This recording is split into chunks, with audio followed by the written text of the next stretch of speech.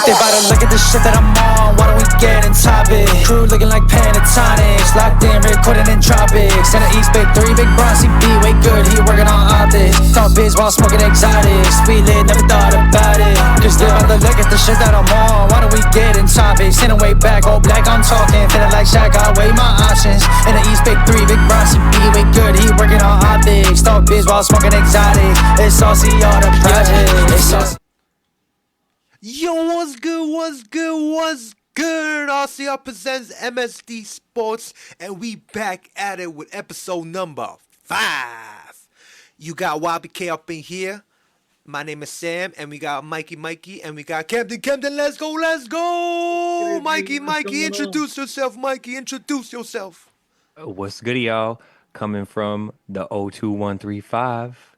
It's your boy, Michael John. We back for episode 5, MSD Sports. And ready to tap in with y'all. Let's get it. Yes, sir. Mikey, let's go. Camden, what's good? Listen. I'm with the greatest trio in the game. You know what it is. It's your boy Camden Lee from the 90250.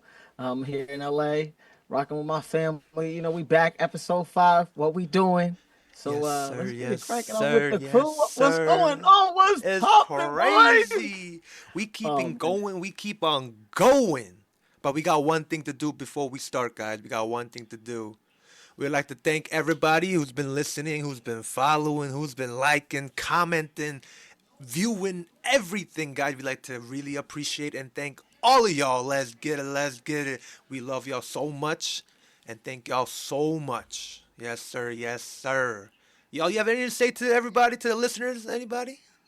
You know, we love y'all so much, man. For real, you know, the likes, the subscribers, we're just trying to do it for you guys. We wouldn't be here if it wasn't for y'all. And we're just trying to give you as much game as we know.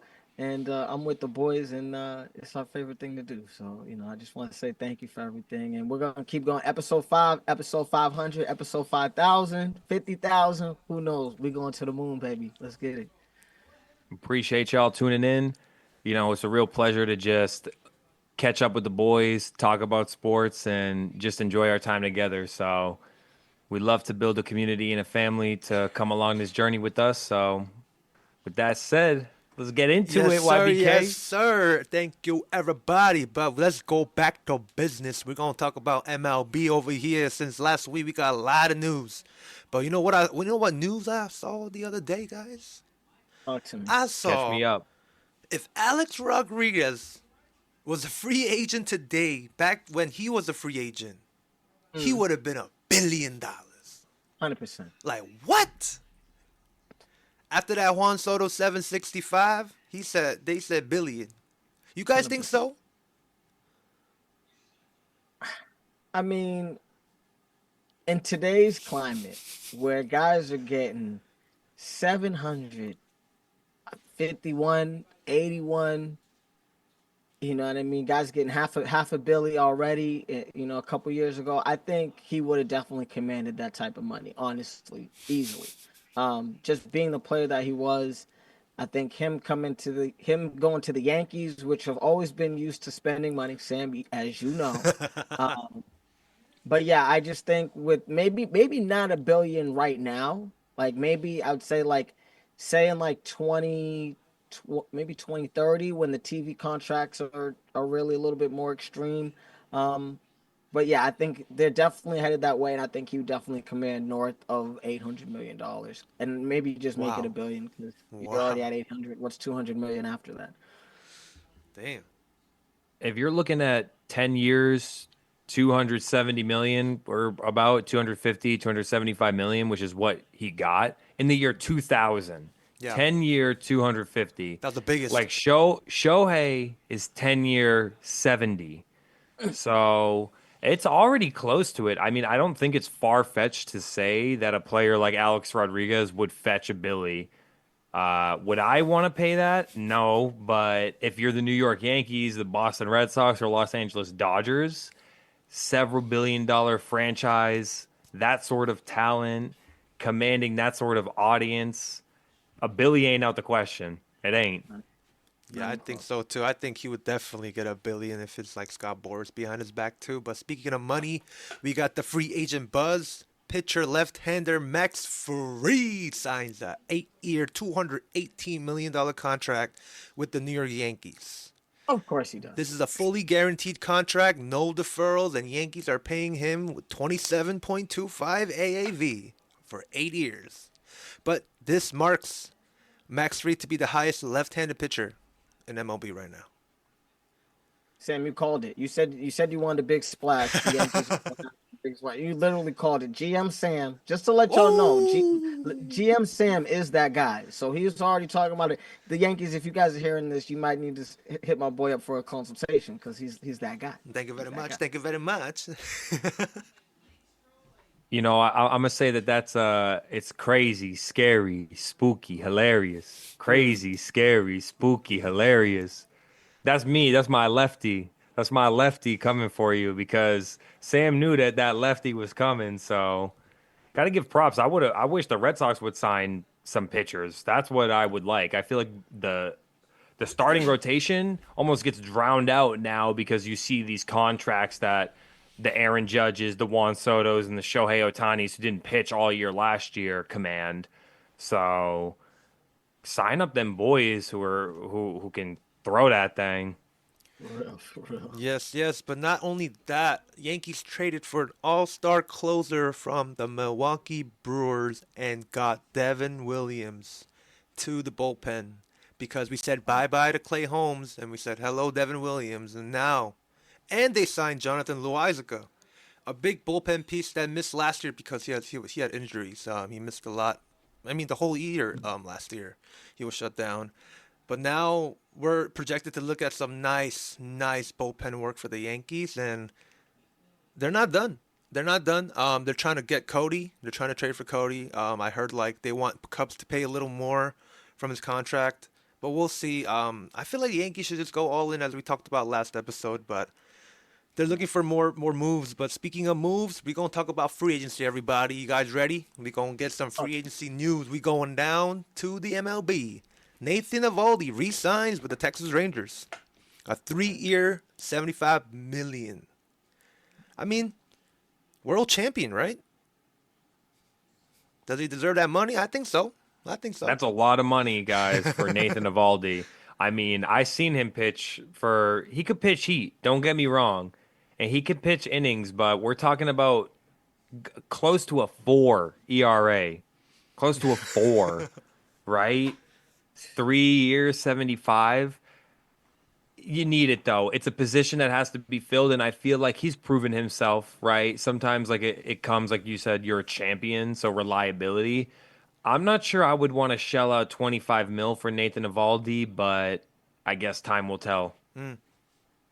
Yeah, that doesn't seem too expensive to me, just in terms of his history. But I think, after a 4.0 ERA, I think that is kind of insane.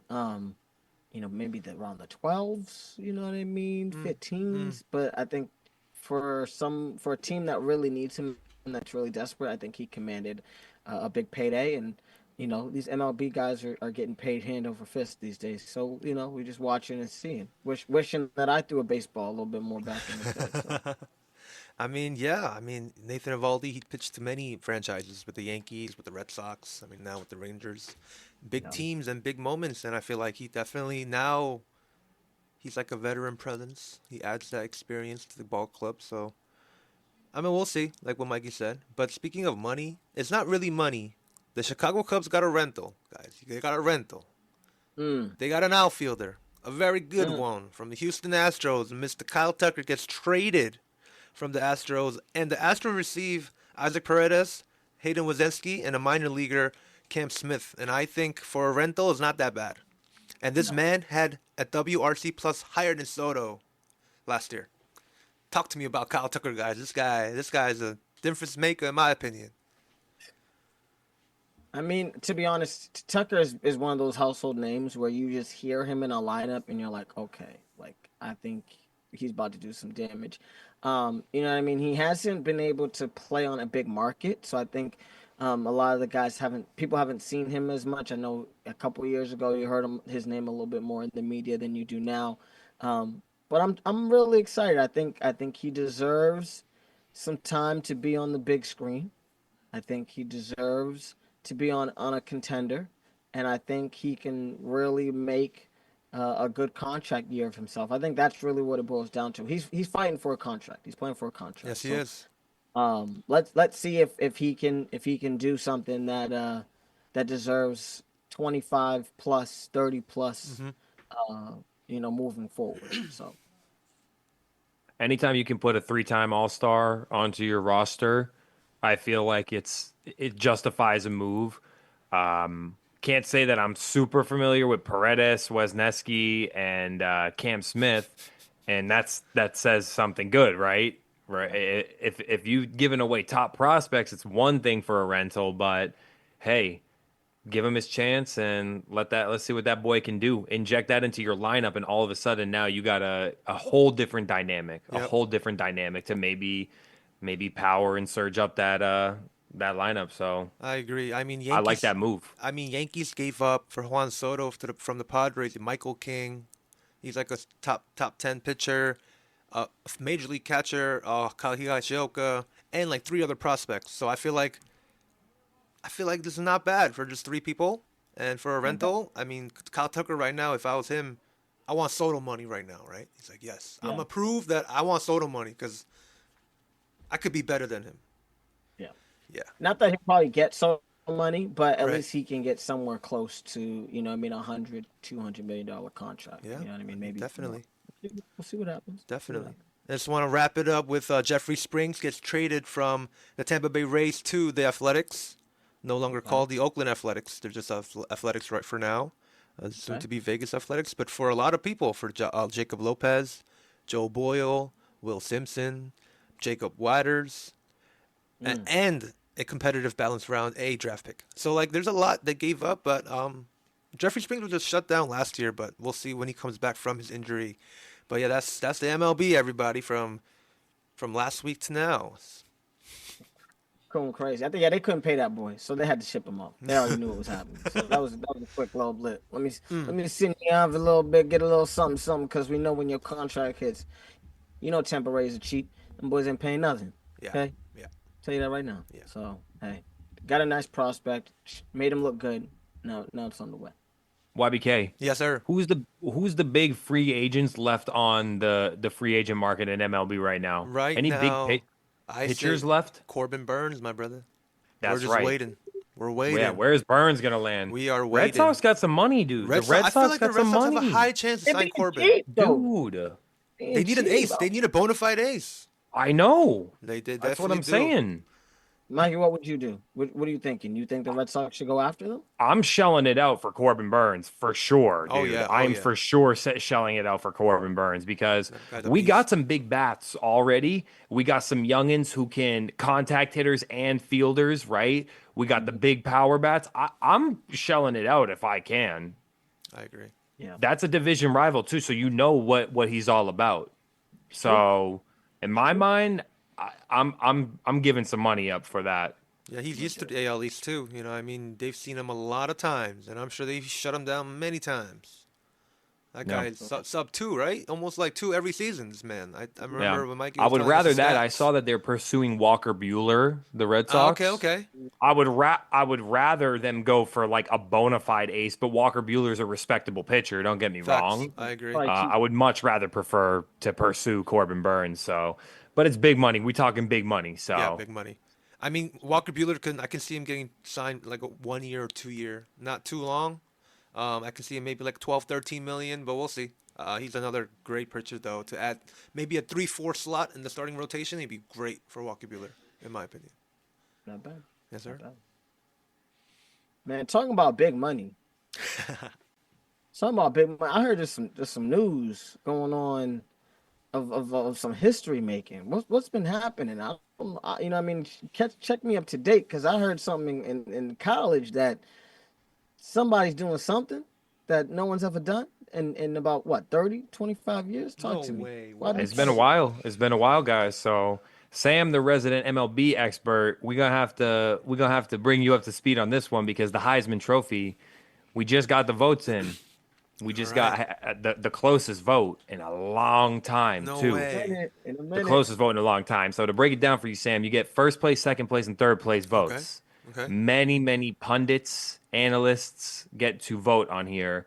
And Travis Hunter, the wide receiver and DB from Wide Colorado, has receiver. come home with the Heisman Trophy. No And way. it was a close race, and I think that this year actually showed the direction that we're looking at. I feel like superstardom is becoming really important with these awards.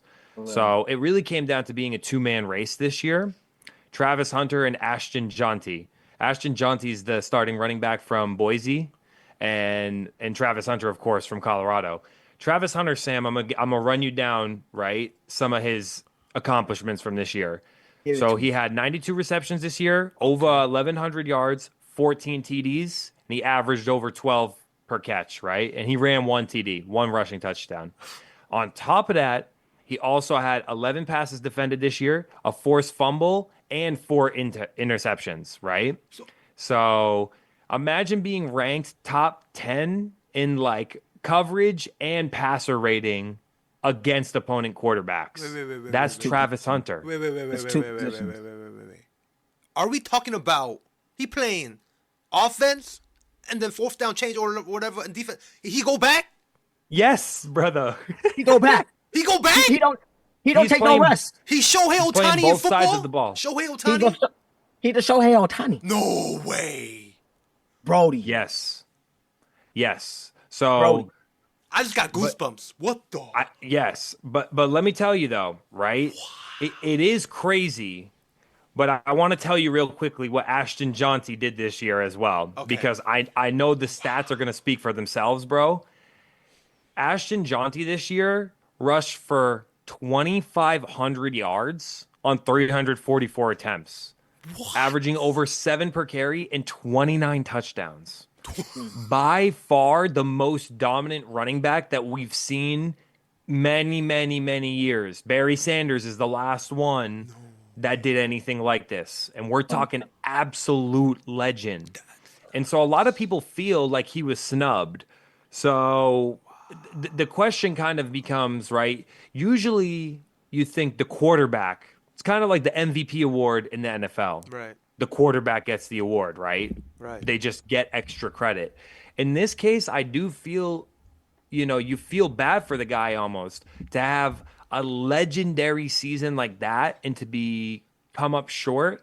But it begs the question, like you said, this is like Shohei Ohtani level, right? I grew up as a Patriots fan. The Patriots had our boy Troy, who played wide receiver and he played cornerback. So there is something to be said about it. But when you do it at that high of a level at both positions, I can understand. The question is, where do you draft him now, right? Like how high do you get drafted? And would you start someone at two positions in the NFL? Because we see the college game don't translate to the NFL game. So you tell me, Camden, where are you drafting him? If you got a top 10 pick, where you think are you going for him? If you the first pick this year, If I would have the number one pick, would I draft Travis Hunter? That's difficult. Obviously, there's some teams that need quarterbacks. I think if I didn't need a quarterback, I would draft Travis Hunter. I think a lot of people are feeling like, okay, Hunty was snubbed, Genty was snubbed. But when you really look at that Colorado team before he got there and where they're at now, it's a very different program. Not only was he able to transform this program, he was also be able to get his quarterback probably as a top 10 pick. He was able to get picks going or players, because we're in the NIL, Sam. So it's like, now it's not like, oh, I can just go and play for this team and not get paid. People getting paid. Brothers are getting checks. So it's like, not only was he was, taking some of his money, paying brothers and doing everything like that. So I think this award was twofold. It was one, we haven't seen a Heisman Trophy winner since Charles Woodson, who played two ways. Okay. So it's over 25 years since that happened. So I think that was a moment of history. Two, I think it was a guy who really showed at the end of the day, not only am I a player, but I'm a teammate. and I'm a franchise. Like I think Mikey, that's one thing I know you were talking about too when we first started talking about this. A franchise player, someone with big money, someone who's really changing the game. I think Travis Hunter is somebody who could do that for my franchise. I think he's really gonna have guys want to play for him. So if I didn't need a quarterback or an offensive lineman, like some of the teams we're going to be talking about later, I would easily draft him. Now the real question is, Sam, would you play him both positions? No. Mikey's right. College is nothing compared to the NFL. We're talking about the best out there. This is the elite class. I mean, college can, you can show a little bit, but I feel like once you get to that field, that pressure is different. Ain't no college anymore. This is real life. This is professional. So I feel like, I don't know. I feel like going back to the question of the draft pick, Mikey, I feel like I'm drafting that running back, bro. 24.97. That's 29 touchdowns. And I feel like, of course, that's not going to be like the same exact to the NFL, but I feel like he has that path where he can just running back, let's go running back one. Whoever's drafting that guy. In fairness, right? When you match up a running back, if you have a beast of a running back, you load in your box with 6, 7, 8 people in the box. You know what Boise State's doing, and he continues to do it. So, he does deserve respect. On the other hand, I will say, for example, another top 10 Heisman finisher, the quarterback for Army, Bryson Daly, finished with 29 rushing touchdowns himself this year, right? Wow. And he also had over 1,000 passing yards with 9 passing TDs. So it's just the opposite end of saying when you design an offense for someone to succeed, even with 6, 7, 8 people in the box, you might be able to. So it's like he wasn't the only one with 29 rushing touchdowns this year. So I can kind of see why some people might say, is it overwhelming? And the only problem with drafting running backs that high is just the fact that look at all the running backs who've been drafted in the 3rd, 4th, and 5th round and have turned out to be Pro Bowlers, like Pro Bowl caliber players. That's where I'm kind of a little bit tepid on wanting to go for a running back so high in the draft. I would love, as a New England Patriots fan, with someone who looks great like Drake May, responsible quarterback, talented, athletic, I would love to add a Travis Hunter to this team. I would certainly love to add a Travis Hunter to this team. So took it right out my mouth, Mikey. Took it right out of my freaking mouth. I would love it. Top 5 pick. If we get a top 5 pick and can snag Travis Hunter, that's big money right there. He's selling jerseys right away. We come in to see Travis Hunter play and Drake May play.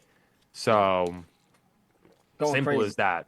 And Sam, just to give you a little history real quick, right? Just to let you know some running backs who have also ran for 2,000 yards. Melvin Gordon, Rashad Penny, Tevin Coleman, Dante Foreman. There's guys that recently have ran for 2,000 yards and haven't really translated into the NFL in a way that is really amazing. So I think, yes, running backs are important. In the league, I'm going to be honest with you, they're huge. But I do want you to know that not all running backs translate to the league the way that you think. You know what I mean? Mikey, what's that running back that the Rams had? He also played for Atlanta. Zach Stacy? No, another Oh, one. Todd Gurley. Todd Gurley. Todd Gurley. Todd Gurley was going crazy in college, and how long he didn't last that long, Mikey, right? So he didn't. You know what I mean? Running backs are kind of like you got to play in the SEC or you got to play in a real conference with some big dudes. But wide receivers, tight ends, quarterbacks, if they're going crazy in college, most of the time they're gonna be all right. I'll toss you a couple. There's a couple that were really, really great in college, like Heisman winning running backs that went on to translate it to the NFL. The one that comes to my mind first is Juice, right? OJ. So we're talking about over 2,000 yards rushing in an NFL season too, right? Snap. So True. Legends, Tony Dorsett, Marcus Allen, beasts. But it's it's far and fewer than how many guys. Like you hear these guys, David, you're tossing out Tevin Coleman, ran over 2,000. Yeah. Where is he at now? Yeah. So, Speaking of Heisman winners, I have a question.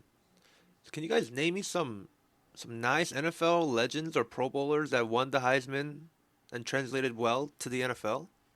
Oh gosh. Oh. Like But pretty Mike, good, pretty you wanna, good you want to guys. go first, Mikey? Or you want to go first? I I mean, mean, let's go. I'll go recent history, right? Gotcha. People that I Yeah. can think of off the Gotcha. top of my head. Okay. Jaden Daniels is having an incredible year, right? Oh. Rookie of the year. Okay. Take a handle, Jaden Daniels on the rookie of the year. I mean, seriously. But Okay. Lamar, Oh, really? Mhm. Lamar, Right, yeah, right. Lamar I forgot Jackson, about man. that. So and his teammate, and don't forget about the King. Oh, King Derrick Henry. Henry. Oh, wow. Derrick I Henry didn't know he also won a won that. Heisman. Oh, snap. You know, we talked about a couple old school guys. Charles Woodson won the Oh. Heisman. Who else won the Heisman? That was phenomenal. I would say. Obviously, MVP. He played for Carolina and he played for New England. Oh, he played for the Cam Pats. Newton. Cam Newton. Cam Oh. Newton. Cam And Newton. and Yep. what's the face? My boy Adrian Peterson also won the Heisman. Also won the Oh, I Heisman. used to love that translated guy. Yep. AP was crazy. Um, Yep. So explosive. So I mean, there's Wow. guys, but Holy there's a shit. lot of guys that don't though, like Mm. Matt Leinart, Jamarcus Russell, who else? Who else? I'm thinking. I mean, Tim Tebow, but Tim Tebow did have a playoff game. Tim Tebow, what I mean, why Tim? I'm trying to shade Tim Tebow, but what I mean, there are guys that are system players that when you put them in a certain place, you put them in a certain system, they're phenomenal. But when you put them in the NFL where they're playing against grown men, where you're getting your check every week, they ain't lit. So I see. it's tough. We'll see what happens. I think being able to have the stamina to play both ways, I think Mikey will even concur with this. I think Travis is a real deal. I think he won't play both ways. I think he'll play DB and a little bit of packages from here and there. But to be able to have that stamina is elite. And to be able to have a shutdown corner, Mikey, come on, dog. You already know. People paying big money for that. So imagine Christian Gonzalez and Travis Hunter on both sides of the ball. I would love that. I would love that. Fam, you ain't throwing. Big credit to Deion Sanders, right? Because think about it. Travis came from Jackson State. It's true. He came from Jackson State. It was like that's like you got to That's like give Sanders big credit. Yeah, you got to give him. And not only that, his son's the one who's throwing the ball to him too. So Oh. I mean, he deserves a lot of credit for the success of that program. I know they made a run for the playoffs in college football this year, made it to the bowl game, not playoffs, but he deserves huge credit. Huge. Isn't there another college news? Didn't Bill Belichick get signed to a college team? Ooh, Billy. Right, right. I UNC. forgot which UNC. UNC. Yes, sir. Yes, sir. Bill Belichick signs Yes, with UNC, sir. like 3-year contract, I think. Yeah. Yep. Yeah. That's pretty So, cool. I saw that. It's a little weird. I think even Mikey would say him going to college. I think one take. Well, no, we won't talk about this long, but one real take that I really feel about this. He would go to NFL, get the record from Shula, and then eventually be demolished by Andy Reid. So what's the point of going to the NFL, go to UNC, do your history with your pops, build a program, we'll see what happens. He might do a year, maybe two, maybe come back to the NFL, but there's no point. So I think this was a really good signing for guys who can learn how to coach and also got players who can learn how to be coached. So, the coaching tree from Belichick may live on. So, we'll Wow. see. That's a great way to look at it, David. I like that you said that because legacy is a big part of it. And Bill Belichick, I feel like, is just a straight up guy. Seems like a very conservative, regular ass white man, right? Like just like hard nosed. I met the guy. I know please and thank yous, nice. He loves Trump, right? Like he remind me, but it doesn't. He's a good football coach though. And I think like when you get sick of the politics of billionaire ownership, like you telling me that would he have fumbled some of these teams? Let him start this year with some of these teams that have been, absolute fires and wrecks, right? Jacksonville, Las Vegas Raiders, Atlanta Falcons. I think he would have plenty of success. So kind of weird to see Bill Belichick going to college. But I mean, if he's going to frame it as like I did this as a screw the politics and nonsense of the NFL, all right, great. It's kind of like he's taking ownership of the story. Just seems crazy to me that you got, as a head coach, 6 and 1 as a DC, 7 of them things, and you're not in the league. It doesn't sit right with me for some reason, but so be it. I hope he has a good year. Yeah, me too. Yeah. No, I hear you. I totally hear you on that.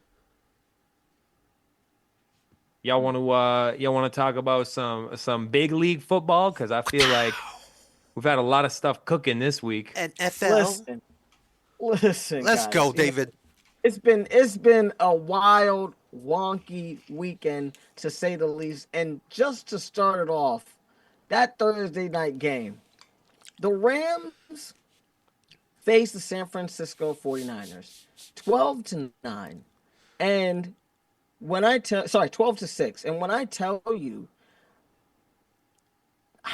just San Francisco is just dismantled. I think we're going to talk about another team later in this segment that is really not where they need to be just in terms of having players available. But the San Francisco 49ers, your Super Bowl window has closed. I'm sorry to say it, but it's over. I don't know if you're going to pay Purdy. If you pay him, great. But at the end of the day, you played a horrible game on Thursday night. I understand it was sloppy, but it was terrible. It just punts. I think the Rams punted 5 straight times. Cooper Kupp had 0 catches in the third quarter, in the whole game for the third time in his career. Like, he didn't get targeted to the third. It was just terrible. The question is, are the Rams going to make the playoffs? Because right now, they're on the fence at the moment. Are they going to make it? Are they not going to make it? Are they going to win out? Who knows? But 2 questions I really have for you guys. Are you paying Purdy? And do you think the Rams have enough juice to possibly get to the playoffs? Sam, what do you think? I'll let you start this one off, brother. I'm going to make it mad simple. I didn't like Purdy from the beginning. I don't like him now. 49ers always had an issue with them quarterbacks. That's it. They got to draft a better quarterback. They cannot invest in this Brock Purdy man. No way. That's no way. Big problem. I think that we should respect him for what he did, his playoff run. We should respect the fact that they were down, 24 to Detroit last year, and turned it around to punch their ticket to the Super Bowl. If he won that Super Bowl, you pay him right away. The thing is, no McCaffrey, so no offensive player of the year. Debo's always had the hamstrings flaring up, right? Kittle, good, but getting older. If you don't have all pro players surrounding this guy Purdy, we need to see you do something without all the talent, right? And I'm going to give you a great example of someone who's been able to do it no matter who you give to him, like Lamar Jackson or Josh Allen. Those are the types of guys that I would pay $50 million a year to. It's just hard to say that in this quarterback market that Brock Purdy would dictate $50 million a year, $40 million a year. You got to let someone else sign him. There's a reason why they drafted him as Mr. Irrelevant, the very last pick in the draft, because that's what you valued him at. He performed really, really well. This year is not convincing. It's not. They still have a chance They still got some divisional games here. That division is the closest division in the NFL. You don't know what's going to happen, right? Rams, even with that win, are only 2 games ahead. They're 8-6. San Fran 6-8.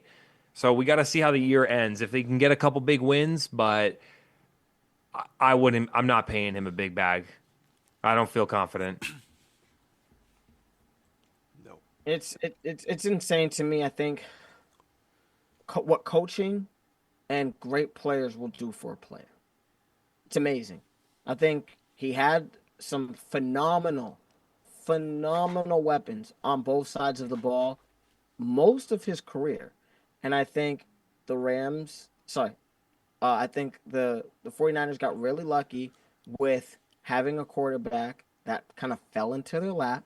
Injury, trades, all the rest of them. They didn't have to go after, unlike their counterpart that they played like the Rams, who had to go after Matthew Stafford and really give up a lot of stuff.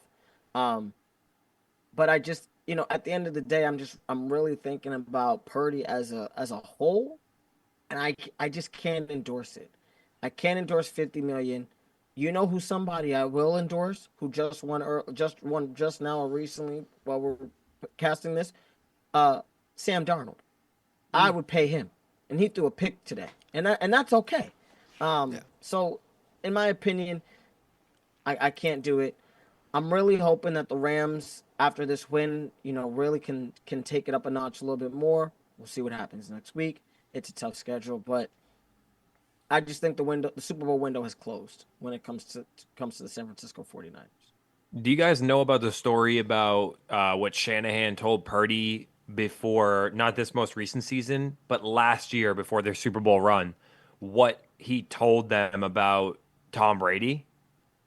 What did he say? What did he say? The 49ers were pursuing Tom Brady. Oh, wow. They wanted Tom Brady to come for one more year, a single year. And Shanahan told Purdy. Purdy's the one who shared this story. He said Shanahan came to him like, if the GOAT signs with us, he's going to start this year, and you'll be the backup this year. So it says a lot, right? If you have supreme confidence in someone, that's not a storyline. Yeah, that's a good point. So I like Purdy too. I don't want to I don't mean to say he's trash or nothing. I just wouldn't pay him 50. I pay him 30. I pay him 25, 30. Yeah. I think he's a solid quarterback. I think he's proven himself there, but take away the offensive all pro and Pro Bowl pieces and it's a little shakier. I'd take Sam Darnold. That's just me. I'd wait and say bye-bye, see you later, and take Sam Darnold. Ooh. 3 years, $75 million for Sam Darnold. So I'd pay him 3 years, $130 million for Sam Darnold. Damn, 1 year. Wow. I'd pay him 3 years, 130. I wouldn't pay him the five. I wouldn't pay him the 250 that Purdy's gonna want. I'm not paying him that. I pay him 130 just to see what's Gucci. 40 is that what is that AAV wise? 42? I guess you're right because 130 might be 70 guaranteed for Sam Darnold. It ain't all. Yeah, I'm not paying 250. I'm not paying 130 guaranteed or 140 guaranteed, which I'd have to do with Purdy. 150. Pay 250, 150 guaranteed, bro. I ain't trying to pay that for that, brother. I'm not saying Purdy, you cool. I ain't saying not get your bag, but I'm not paying $150 million guaranteed for your behind. That's just not where I need to be. Because the next game we're about to go into, Dallas Cowboys beat the Carolina Panthers 30-14, led by Cooper Rush. That's what I'm saying. Cooper Rush had an amazing game against a decent Carolina defense. At the end of the day, Bryce Young, who, has had a little bit of a resurgence since he got benched, just couldn't do what he needed to do against Micah Parsons. I think after the Dallas Cowboys last game last week, I think Parsons was on a tear, and they were saying, listen, we're not letting nothing happen. But this is the real deal. You got Dallas right now, who just won a game in the NFC. They are still in the hunt for the playoffs, and they just paid Dak Prescott a fortune. And I'm not going to lie, the run game is evident. Where was that when Dak was here? I'm just wondering. Mikey, did you watch the game? Did you see some of the box score? Rico Darwin is that dude. He is running rampant on defensive teams. What's happening?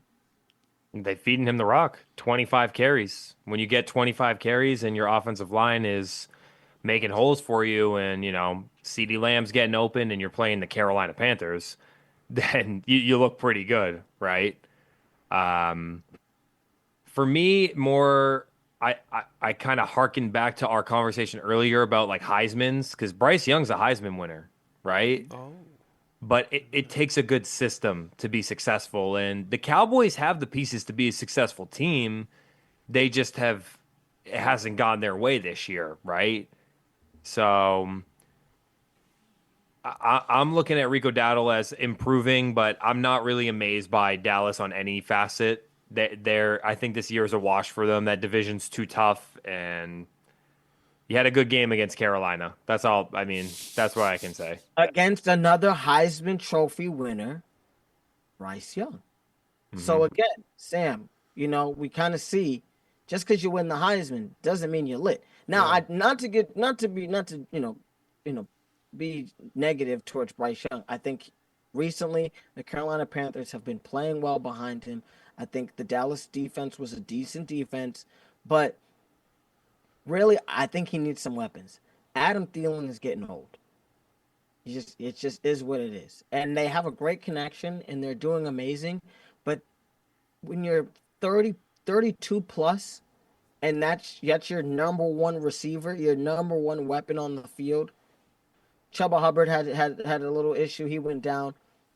So really, it's just him. You can't do much. So again, like we just talked about with the San Francisco game, you give a guy a bunch of Avengers, like Bryce Young at Alabama, or like Purdy right now. Brock Purdy in San Francisco, exactly. Then he might be good.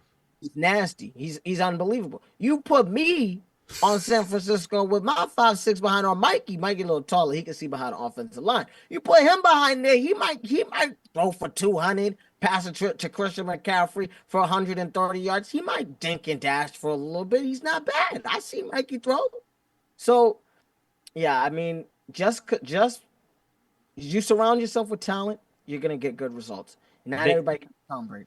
It makes no sense that Carolina was favored to win that game. I'm sorry. There's a reason why they wasn't favored to win a game 17 games in a row or whatever it was, and I have no clue why they were a 3-point favorite, because that was the easiest money line I think I've hit all season. So, oh my goodness, smashed it. I was like, I couldn't believe it. I said, really? I bet my house right now that Cowboys would beat Carolina. Okay, yeah.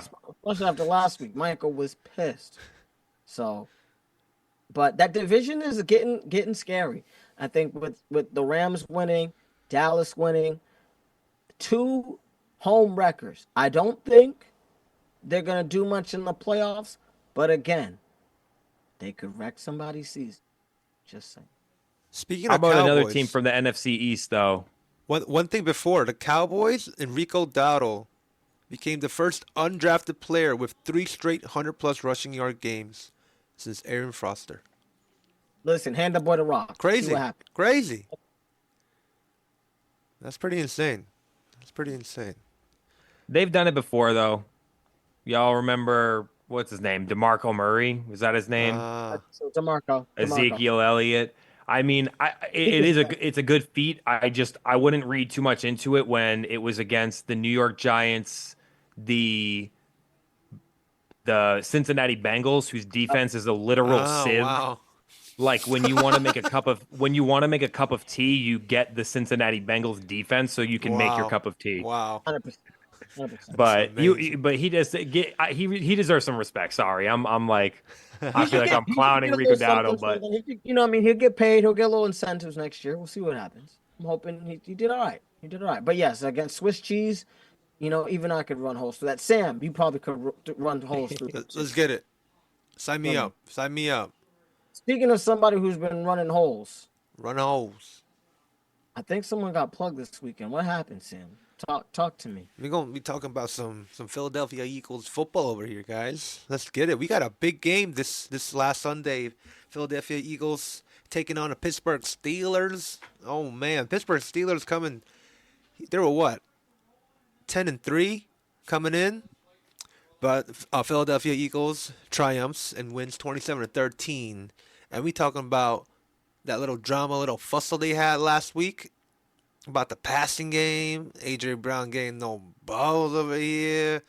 But Jalen Hurts coming in with the broken finger. Broken finger, everybody. Left hand. So, like, it's not, it doesn't affect his throwing hand, but still broken finger. It's going to be messing with him the whole time.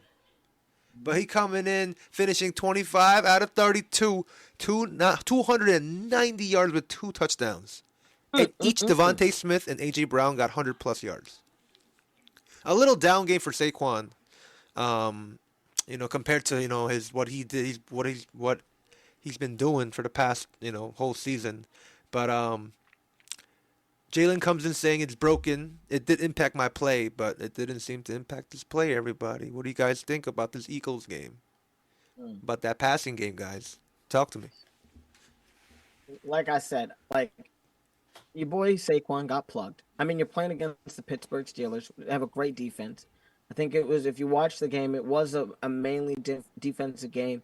The Eagles went out to an early start, but it was a struggle for a little bit towards the second and third quarter, and then it heated up a little bit towards the end of the third. The question is right now, where was all this drama coming from? They had some reports of former players talking about stuff, about rifts between Jalen and A.J. Brown, that, and when you really think about, this past year with Philly, you had Devontae in and out of the lineup. Right. You had A.J. not feeling too great. This broken finger I'm now hearing about. Sam, you be breaking news. You be breaking exclusive news that only a couple people be knowing, because I'm now hearing about the broken finger. Oh, really? I didn't know nothing about the broken finger. But this makes so much more sense about why he hasn't been throwing the ball. Maybe letting that heal, and maybe it was a couple broken fingers, maybe not just one. But we'll see what Philly's going to do in that NFC. That's really what it boils down to, because the boys look good. Can it to Saquon 26 times. Throw it 26 times. Either way, get you a win. A scary team. Scary team. I'm surprised because it was his best passing game, I feel of the year. I almost feel like this was his most. He was efficient.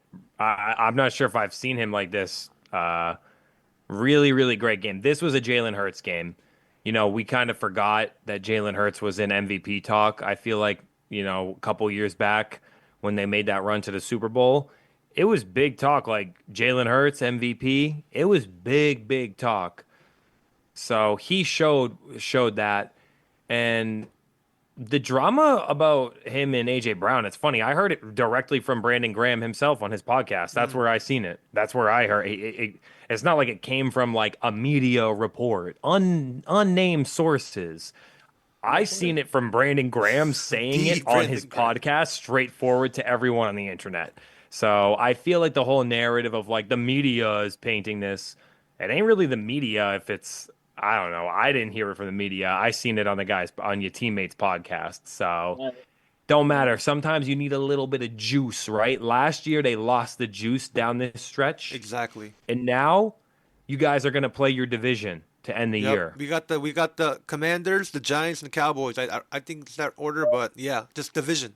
You're playing your division to end the year. Yep. So I will say, I'm not sure about the odds right here on taking that 1 seed, because you could win out, but it's actually in Minnesota's hands. After Minnesota got this dub tonight, Minnesota, Detroit, and Philadelphia are all sitting on 12 wins. In Minnesota, if Minnesota wins out these 3 games because they end the year against Detroit, it's in Minnesota's hands. If Minnesota wins out, Minnesota's the 1. Wow, guys. This Likewise NFC with crazy. Out loud earlier this year with J.J. McCarthy possibly being the starting quarterback before San Antonio came around, that the Minnesota Vikings are the number 1 team in the NFC. It's crazy. Wow. They just got to win out. If they win out, I mean, That's insane, I think you can guys. put some respect on O'Connell. Is Kevin O'Connell? Yep. What's it? The coach? You got to put some respect on him because it was like that year a few years ago with Kirk. Like Kirk is serviceable, so that's why I'm a little bit hesitant when you was talking about the numbers with Sam Darnold earlier. I'm like, I would just be careful because that offense looks good, right? When you got that, but I do think Philadelphia is catching a bye. I think Philadelphia is catching a bye one way or another. They're either one or two. I don't see it shaking out a different way. Yeah, but we So want that number 1 spot. But I mean, after for the Philadelphia Eagles, this is their 10th straight game they won after their bye week, the longest active streak in the NFL. So, I mean, you have to also give credit to the Philadelphia Eagles' defense as well. Putting Steelers down 13, I feel like this is a different squad, as I always talked about. Definitely different vibes than last year. So fly Eagles, fly everybody. moved on from Hassan Reddick, no problem. Still getting pressure on that Right? quarterback. Right. You know, Yep. got to hold on to the ball. Can't fumble that ball. That fumble, Najee's fumble, really was a momentum killer. And then you score off a turnover. It's like the ultimate momentum killer. So Ended the game pretty much with that, yeah, and ended a lot of momentum. Yeah. Dude, Mikey, talk about Superman, your boy. When I tell you, when I saw this game, I thought of you, and I said, "There's no way that this man is doing what he's doing right now." Because we were talking about MVP. I was like, Sam Darnold. I mean, I was saying, so, my man don't play nobody. Josh Allen don't play nobody. Josh Allen don't play nobody. And he played the Detroit Lions. And what happened? I mean, this is the one that I feel like I had circled on my calendar all week. Game of the week.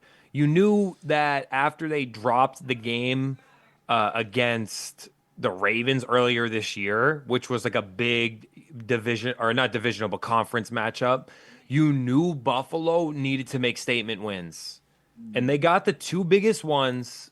It doesn't matter who they lost to and who any other team they've beaten. They could play the Patriots 10 times this year, and they got 10 wins for the Patriots. If you beat the Chiefs and you beat the Detroit Lions, you got to be respected. So, I mean, what can we say about Josh Allen? Fronter for MVP? I think so. I think so. Lamar had something to say about that too with them 5 touchdowns, but that was against the Giants. Yeah. I think we're looking at the front runner for MVP. It will be his first. The voters don't like to keep giving it to the same people too. I felt like last year was a light year and they had to give it to Lamar, and it's too bad because Lamar having a better year this year, in my opinion, than last year. But what a crazy game. Another shootout for Buffalo. Both teams scoring over 40 again. 48-42 Buffalo. My biggest points that I'm taking away, though, I'm not going to lie, is like for both Detroit and Buffalo here, does this worry you? Are we worried about defenses here, right? Are we concerned, super concerned? Or is it just that sort of matchup with like the overpowering offense? Kind of like if y'all remember back to 2018, when Kansas City and the Los Angeles Rams had that crazy shootout? Yes. I'm a bit concerned though. Buffalo 2 weeks in a row giving up over 40. I can definitely hear that for sure. I think when it comes to Detroit, I think Detroit's defense has been disintegrated. I think they've lost a lot of guys on defense. Their cornerbacks are terrible. They lost Montgomery last game as well. So even I think they're dealing with a lot of injuries. And when it's like the next man, obviously this next man steps up, but when the next man is the third guy on the team, it makes it very difficult for you to win games. Buffalo, honestly, Mikey, Buffalo has a history of giving up points in the regular season, right? And then they pull up this like 20-6 game or a 13-3 or you know what I mean, or 13-0 or 14-0. Like Buffalo just has a history on a regular basis to give up points. And I think when Josh Allen needs to make plays and understands, hey, like my defense right now is just not going to be able to cut it if we're playing a possession by possession game. Let me just try to score as fast as I can and pray for the best. I think that's where Buffalo's at right now. There are not a lot of high-powered offenses in the AFC. So really, by this strategy being like, hey, we're gonna give up 40, but we're gonna also put 50 on your head top, I'm okay with that. You know what I'm saying? Um, they are gonna have to go through some different types of plays and teams, defenses. Kansas City could be Baltimore, could be Houston. So we'll see. I think Sam, we'll see. I have an I insight. got. I want to ask you something, Sam. Yeah. What's up? Did you see the stat line that Amon-Ross St. Brown put up in this game? Oh my, oh my. He went He on a spree. He almost hit 200, right? Yeah, he went crazy. He went really, really crazy. So a couple questions too, actually, because Jared Goff went crazy in this game as well, and this goes for you too, Camden. 5 touchdowns. Are we putting Amon-Ross St. Brown as like a top 10, top 5, top 10? The And NFL then is right Jared now. Goff now, has he cemented elite status? Are we ready to say he's cemented elite status and Detroit, the trade for Matt Stafford, giving Matt Stafford away was okay? Well, how do you feel? Because I feel like this has been one, Jared Goff has solidified himself after this performance as an elite quarterback in the league right now at this time. And Amon-Ra St. Brown, I'll give him top 10. I ain't gonna give him top 5 yet, but I'll give him top 10. That boy nice. I feel like Jared Goff definitely achieved his elite role in the NFL right now. Like about Brown, I agree. Give it some more time. I need more time on Brown. Top 10 for sure, but I need more time for more deeper analysis on that. But Jared Goff for sure. I feel like he's about to hit 4K again. He's gonna be 3 years in a row, 4,000 yards. I say we add him to the category in today's NFL. Not Top turning the 10. ball over. Oh no. Yeah. No, yeah, I think Golf is top 10. I need to see more from St. Brown. Not to say that, but he's had 2-3 years popping off. I need to see like the Jet 5. You know, I need to see like Evans and other. You know, I need a couple more years of dominance. So we'll see, or consistency. I have an insight real quick about this Bills Lions game. I feel like the Lions, like their defense is tearing apart, as what David said. So I feel like the games that they won, their offense was so octane that you don't really see that. But when you versus a team like the Bills, when they come into town, like of course the Bills gave up a lot of scoring, but the Lions just ran out of the firepower, that octane. The Bills just sucked that down, and they took it to bring it to theirs. Because I feel like even from the vibe of the team, like it's different. I feel like from night and day, what I feel. And for the Lions, if they verse a team like that, they're gonna get swallowed up. I feel like, even like they're gonna score. Don't get me wrong, but it's gonna be to a point where that other team surpasses that. They're going to have a close one with Minnesota again, I think. It's gonna Their be first fun. game, they won 31-29 over Minnesota. I think that's the big one left, the big test for them left. The defensive pieces that have gone down to are not like just average pieces. It's like we're talking Pro Bowlers, all pro defensive end, Aiden Hutchinson, who was on pace to rival TJ Watt in the league lead for sacks. So Damn. big respect. I mean, I'll end it by saying Josh Allen is like a fantasy football dream for fantasy owners and an absolute nightmare for opponents, because last 2 weeks, my boy has put up nearly 100 fantasy points over 2 weeks, well over 90. Oh my. So, man, I'm happy that I drafted him. I was catching some flack in those early rounds. Remember, I took him a bit early, like I took Yep. him like slightly early. Damn, that's a reach. Don't look like a reach no more. Not at all. Yo, Not watch at all. next year, bro. He gonna be drafted like first round. Oh my gosh. Going crazy. Yeah. Going crazy. Speaking Listen, somebody who's not gonna be drafted in the first round, but keeps on winning. Patrick Mahomes. Patrick Mahomes. I don't know what it is about this Kansas City team. they played my boy 30 for 30, Jameis Winston. And like 30 for 30 does, 30 for 30 threw three of them. And the deliverance was just not there. I don't know what happened. God was on the other team that day. And yeah, he got benched. That's how bad 30 for 30 was. 30 for 30 is no longer making movies. He is sitting down on that pine. But snowballing from Josh Allen probably win the MVP to the possible Super Bowl MVP. Who knows? The Kansas City Chiefs and Patrick Mahomes. He got hurt this past game in the third quarter. And though Kansas City won 21-7, they're just not looking anywhere near like they're going to the Super Bowl. So Sam, were you able to watch a little bit of this game? What's going on with Kansas City? I feel like they always find, this is what I talked about last week, David. Like, they always find ways to just bring something up, and then it just works, and then just freaking another W another week, you know what I'm saying? Another W the other week, then the next week they're going to get a W anyway, and then just somehow manage the way to just get a win real quick.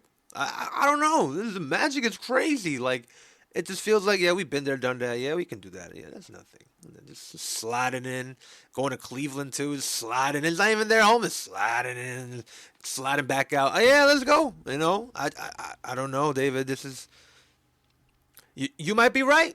They might just just go all the way. Like, I don't know. I'm very surprised off the, like, looking at how well their defense performed. It is a little bit concerning that you can force 6 takeaways and only score 21 points, though, including, I think one of those was a muffed punt. Did they muff a punt, the Browns, at one point? They muffed a punt, and it was, like, deep in their territory. Like, I'm not sold on this team. I don't know what it is. I don't know how they keep freaking winning these games. It's like, I feel like I'm watching the Patriots in, like, 01, 02, 04, maybe not 01 or 2 because they were the underdogs then, but we talk like 04 maybe. Like, it's a hard, but there's no big names on the defense. Like, well, who's the big names on the defense? L'Jarius Sneed? Is it Sneed? You got and Chris Jones. That's it. Sneed and Chris Jones. Frank will still lit. You know what I mean? They got guys on defense who aren't bad. You know what I mean? Bolton, like Wharton, you got guys who on defense who can play the game. Like, these guys are nice. I think the problem is like, remember when we were watching the Patriots back in the day, we knew that the guys on defense were elite. It was the guys on offense that were coming up with these small, decent plays or big plays that no one heard about, that we knew. Oh yeah, the Rashae Caldwells or the, you know what I mean, who else? You know, the couple of different wide receivers. You know what I mean? They were able to do things and really transcend when Tom Brady didn't have those elite wide receivers. And so I think with my boy Patrick, I think it's a similar situation. The real question is since he's been hurt, or since he got hurt, do we sit him down? Do we sit him for these next couple games? Let him do his thing. We've already secured what we needed to do. Like, would you sit him? What's the injury? So it's a high ankle sprain like 2 years ago, Playboy. Same thing. I was about to say, same thing as last time, bro. Same thing. He's all right. You gonna play him? He's all right. Yeah, you should, because you need the first seed bye this year. You need it. They gonna go? You think they're gonna roll into Baltimore or roll into Buffalo? Baltimore's not gonna get the first seed, but I'm like how they did when they went and rolled in and did that. Are they gonna roll into Buffalo and do that again? Hold Buffalo to 10 points, like how? What? Remember last year, right? It was in Baltimore, right? And then they win like 20-10 or something. They ain't doing that again. Not a shot. Not a shot, man. I'm playing him. If he can play, I'm playing him. You need that first seed so you can keep home field.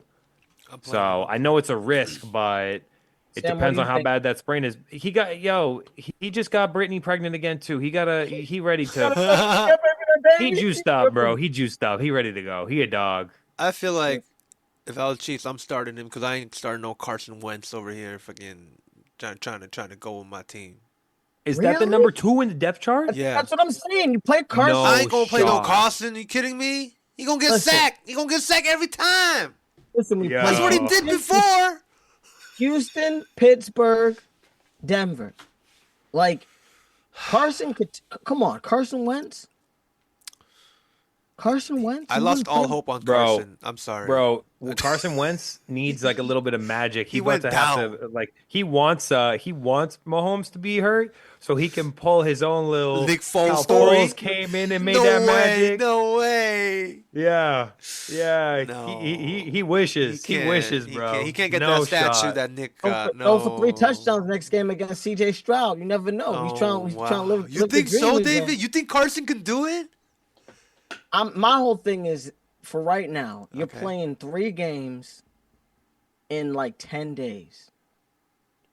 You feel me? We play the 21st, the 25th, and the 5th. Like we're playing games pretty quick. So I'm like, and we just played a couple days ago. Yeah. So in my opinion, I'm saying let's sit him for the 21st against Houston. It's at home. Let Carson gonna play a home game. It's not that big of a deal. Oh, wow. Then at Pittsburgh, you might play him a little bit. Maybe he plays half of the game. We'll see what happens, because you got the rest of the playoffs, and you need to be ready for Baltimore. Because imagine, Mikey, the Kansas City Chiefs without Patrick Mahomes in the playoffs against Baltimore. It'd be like a Hurtley situation when Lamar got hurt that year, when Baltimore went to the playoffs and they could do nothing. Just saying. Hey, they need that first seed. It'd be even worse if they had to play in the first round. That's what I'm thinking. That's all I'm thinking. I know what you mean, but in my mind, I think don't matter if his stats have been if Mahomes' stats are how they are this year, if you think Wentz is going in there and throwing 3 touchdowns, like one to Worthy, one to me, and one to Inwoo, you better sign the youngin, man. They better get the youngin on the field. I wishful thinking. Crazy. You gotta have hope. I mean, I know you gotta have hope. But listen, you probably could catch a touchdown or 2. You know what I mean? My hands ain't bad. Carson's gonna be a hard time throwing that touchdown. Wentz ain't gonna do that anytime. It might be a loss on Saturday. We'll see that. I will say though, they won't. They are better off right now if they stay in that 1 seed. If the playoffs started today after week 15, right now, we looking at the Los Angeles Chargers as the 7th seed. Yep. We're looking at Denver as the 6th seed, right?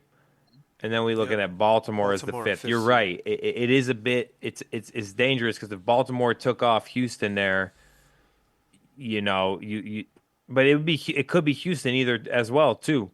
I mean, they ain't scared. I don't think we see no upset from the Chargers over the Bills, but Denver could take out Pittsburgh, and I think Kansas City will be okay with Denver, but Denver almost beat them in Kansas City as well. Yeah. So, and no matter way you slice it, they're in trouble. Actually, now that I'm looking at this, they in trouble no matter which way they slice this, kind of. That's what I'm saying. And I think what's the face? They have 1 loss, so they're 4 to loss. You're gonna lose lose 1 game and still be the number 1 seed. So I'm like, just lose on Saturday, or unless Carson Wentz those goals. See how that ankle's feeling, because you get a week off, right? I mean, it ain't basketball. You can't play with a high ankle sprain 3 times a week, right? It's that ain't gonna cut it. So, Dude, speaking of another dude with injury, Seattle Seahawks lost to the Green Bay Packers 30-13, and Geno Smith had to walked off the field with a limp. Tried to come back, couldn't do it. I mean, when you really look at this game, we kind of knew that the Packers were going to kill him.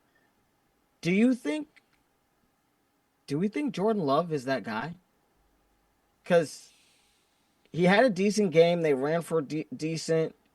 But do we think Jordan Love is elite? Do we think he's a top 10 quarterback? Sam, I see you already making that. I see your jowls frowning already. I know your answer. No, no. We need more. The Packers are on a very good course, but we need more, in my opinion, of Jordan Love. He's on a good course though. Don't get. Yeah. I like that. That's he's on a good course to be the elite, but we need more for sure, and more from the Packers. He's poised. I'd say he's a poised quarterback. I wouldn't say that he's elite. That game I was watching it because I had my boy JSN was rocking, and when you win fantasy playoffs is a lot of fun. It's high stakes. Like you get it gets boring like during the whole year watching every single one of your players play, but when we're in like fantasy playoffs, it's like, all right, let me tune in and see what's going on. And actually, even with when Sam Howell came in the game, he still was throwing that thing. They threw a couple screens, a couple little short balls, like some flares over to Jackson Smith and Jigba. So I was happy about that. But I'm not gonna lie, the Packers had so many opportunities to turn this into an absolute blowout, and didn't. They couldn't. Like, yeah, it was an efficient game. I just felt like the defenses who hammered this game home. Short fields, you getting punts and you starting at the 40-50 offensive line. They handed the ball to 26 times to Josh Jacobs here, so it's like I just felt like it was a good game plan. In my mind, he's a great quarterback, great, like not he's better than good, but I wouldn't say he's excellent. I wouldn't say he's elite. It's not like I'm going like how Patrick Mahomes in his first 2 years, right? That's the bar that he has to contend with. The Lamar Jackson, right? Give him 2 more years. Maybe I like him as a traditional pocket passer better. And he's athletic too. So he reminds me more of a traditional quarterback in that sense versus Josh Allen and Lamar Jackson, who heavily rely on running the ball. So I would love Jordan Love. If Jordan Love was the quarterback of the New England Patriots, if they had drafted him and he played like this, I would love it. I wouldn't quite say elite right now. I think he needs a little bit of a step. I like his weapons. I think he's got versatile weapons. I think he's got a plethora of game or playmakers. Maybe not necessarily a bona fide number one, because 1 week is Jordan Reed, another week Romeo Doubs puts up 2 touchdowns. Christian Watson has been, where's he at right now? Is he injured? Where's he at? I don't even know what's good with him. But they have talent, right? Tyler Kroft. So thought it was a solid game. But I think they're a good team, and I think they're in a tough division, so they knew their likelihood of contending for this wild card gets harder with a loss. And now, even with 2 12-win teams in their division, they're still in a position to punch a ticket to the playoffs. So, I well poised. Yeah. Sam, you're not putting him as your number one pick. Not a top 10 quarterback to you. You're saying he needs Jordan Love. I feel like we just need more time. I feel like the Packers, they kind of went from the transition from the Aaron Rodgers era to this new era with, as Mikey said, with weapons, Josh Jacobs and Christian Watson. Like, he can be that wide receiver one, but I don't know what happened this year. But with around what the Packers have now, I feel like they're trying to find themselves right now, but on a good track, like what we said earlier. So it's a good young team. We'll see what they can do, because that NFC is gonna be tough. Like, even if they make the playoffs, take down these juggernaut teams, staring right down at them, So you coming to my house, The NFC is gonna be very, very competitive. It's gonna be fun to watch in these next weeks to come for sure. I think It's gonna be a tough one to get out of. Oh. Well, we have a lot of good football to discuss as we wind down. Of course, before we get out of here, I think we're gonna need to just highlight that tomorrow we got a big game, gentlemen. It's been a fun month of NBA Cup play. Yep. And we got a lot of basketball to discuss, right? From trades, from free agency talk, from standings. But tomorrow at 5:30 p.m. Pacific Standard Time and 8:30 p.m. Eastern Standard Time, we have the Milwaukee Bucks. Darvin Ham, Mr. Go Ham in the NBA Cup, assistant coach with Doc Rivers. They're gonna see the Oklahoma City Thunder, and those Thunder are chilling in first place still. So, live from the T-Mobile Arena in Las Vegas, this is gonna be a big game, boys. Quick predictions. What are we feeling? I'm leaning right now toward the Oklahoma City Thunder. I think that they're on the up and up. They're proving that last year was not a fluke. And the Bucks have a statement to make as well. Tough start to the year. I'm gonna lean very slightly here toward Oklahoma City's side. I'm gonna think Oklahoma City by 5. Ooh. Wow. All right. I think for me, I do agree with Mikey.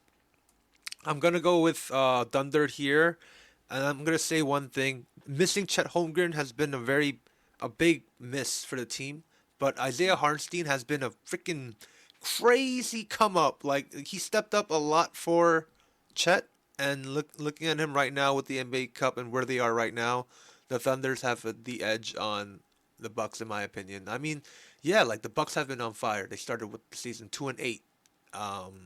But Giannis right now got himself almost second place in the MVP ladder too. But I don't know, something about that young core, this building Thunder team. I feel like they got the edge here. They're gonna win the NBA Cup. What are we thinking, Camden? Let's get it. I think Milwaukee has a statement to prove. I really think Oklahoma City might be able to do something in the playoffs. And like I said, I'm excited about what Oklahoma City is doing and where they're at just with their development. But I do think Giannis and Dame are a little pissed off, and I think they want to win something. It's not looking good in terms of coming out of the East. So why not win the cup during the year? So at least it's something, a little something on the accolades. But yeah, I'm leaning a little bit towards Milwaukee. My boy Giannis has just been going crazy, so I can't go against him right now. I think they need Chet. They need my boy Chet back for real. Okay. Sam, I know you mentioned right there about the MVP ladder. We'll talk more about it, but I will say right now I have Giannis leapfrog up to that one spot in MVP ladder. On top we of can Jokic? get into this. We have a lot to talk about in the NBA, Yes, we but do. I will say 33, 11, It's crazy. 6 Giannis assists. has That's the big growth. Giannis in my had 4 opinion. blocks in the semifinals. It's crazy. And- He's been going crazy. He's never shot below 50% in a game this year. He's been working on that mid range, baby. He's been working on that mid range. He said, But damn, So that's crazy. we got a lot of NBA to talk about, boys. Yes, I'm excited. so excited too. But yes, you heard it. RCR Presents MSD Sports, YBK, Mikey, Camden, and we'll see you guys next time. Let's go. like and subscribe. You know what it is. Love Yes, you, boys. yes. Don't Yes, forget sir. to like, subscribe. Tune in on Instagram. Tune in on Spotify, and you can find me at Michael John DeStefano on Instagram if you try to tap in. All right, y'all. It's love. Yes, sir. See you guys.